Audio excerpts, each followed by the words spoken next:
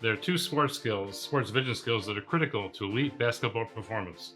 Do you know what they are? In fact, without these two skills, none of the NBA players would be elite, and they wouldn't be able to perform as successfully as they currently do. Stay tuned to see what these are. Hello, I'm Dr. Laby. I'm a sports vision ophthalmologist with 30 years experience, working with professional, Olympic, elite, and 3 NBA teams as well as NCAA teams, Division I, to help athletes perform at their best. This channel is devoted to bringing that information and that knowledge that I've learned to you so that you can experience sports at your best. Recently, I was watching some highlights from the NBA season and trying to appreciate what vision was like for those players in those highlights, those great moments from the past season. What I found is there are actually several different types of visual functions that come out in that review, and that's what I want to bring you today, highlighting 3 of the main areas that are important for success at the NBA level. Before we can start to talk about those 3 things, though, we have to understand how vision plays a role in basketball performance. Simply put, I don't think you've ever seen an athlete playing their sport with their eyes closed. That's simply hard to fathom how somebody can actually perform well that way. But there is one example that may throw a little bit of a question into that idea, and that's Micheal Jordan doing some free throws. A few years ago in a game, a fan yelled out to Micheal to close his eyes when he made the free throw, and Micheal did just that. Take a look at the video here to see what that was like. In fact, Micheal was able to switch the free throw, getting a basket easily.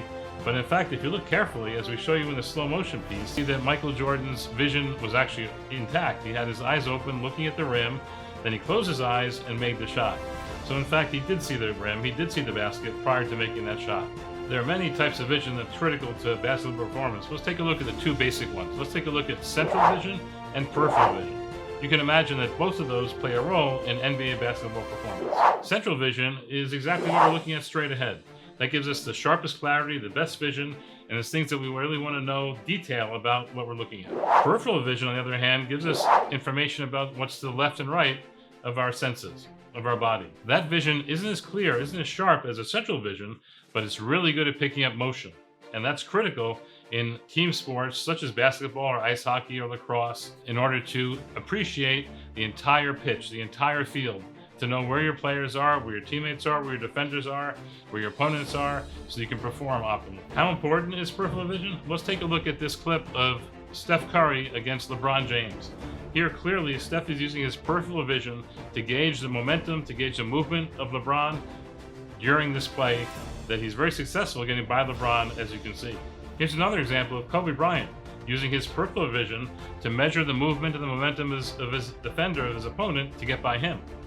Or Bledsoe, not even looking at his opponent, using his peripheral vision to get through and make his move successful.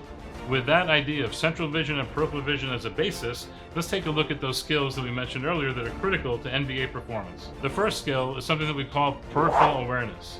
Peripheral awareness is tied closely to peripheral vision. It's the ability to understand in what you see in the periphery to then integrate it into your mind, into your vision, into your planning, your motor planning to perform in your sport. Peripheral awareness is not unique to basketball. It's found in other sports such as football, lacrosse as well. What we're talking about here is the idea of scanning the field, scanning the court as you move down court to create a mental model of what is in front of you. Your opponents, your teammates, then make a model of how they're moving, to where they are, the direction they're going, so that you have built in internally a picture of the court and no longer actually have to look to see where your teammates or the opponents are. This model is actually very precise. It not only contains information of where your teammates and opponents are, it gives you information about their movement, the direction of their movement, and where they're going to be in the future, allowing you to predict the play, to interact with the future, to perform optimally. In fact, it's this peripheral awareness, this unique skill that allows us to watch, to have the ability to watch some of these athletes make these amazing plays during the regular season as well as during the playoffs. Let's take a look at some of these highlights demonstrating this skill. MOrant on the Grizzlies is a great example of this. Take a look at some of these plays where he's able to make 360-degree motions all the way around and still put the ball into the basket, not losing concentration, not losing his motion, not losing his location, and knowing exactly where the rim is and knowing exactly when to move his hand with the ball to put the ball through the rim. In fact, Levine can do the same, as can Hyland. Or look at this play by Doncic. He sells the pass perfectly. He makes a perfect pass to his teammate for the score without ever even looking close to him. looking in a completely different direction, but using peripheral awareness, he knows exactly where his teammate is and makes that pass perfectly. It's important to have a well-built model, an accurate model in your head if you're playing basketball, for example, so that you're able to sell your passes to the opponent perfectly. That's the recipe for successful interaction with your teammates and for successful scoring. The second skill is you need to have excellent anticipation ability, the ability to predict the future based on what you're seeing in the present. In some regards, this incorporates the first skill, that mental model that we talked about, but it adds a dimension of time. It adds a dimension of timing so that you can predict specifically where your teammate's going to be so that you can put the ball in the right place at the right time, allowing them to score or to play effectively. Let's take a look at some of these highlights to see how this plays in the NBA. Here, DeAnthony Melton makes an amazing pass, perfectly using his anticipation and his peripheral awareness skills. Another example, Chris Paul of the Phoenix Suns shows off his anticipation abilities. And Doncic completes a pass behind his back, certainly using those skills that we mentioned to make that perfect time, perfect pass to his teammate.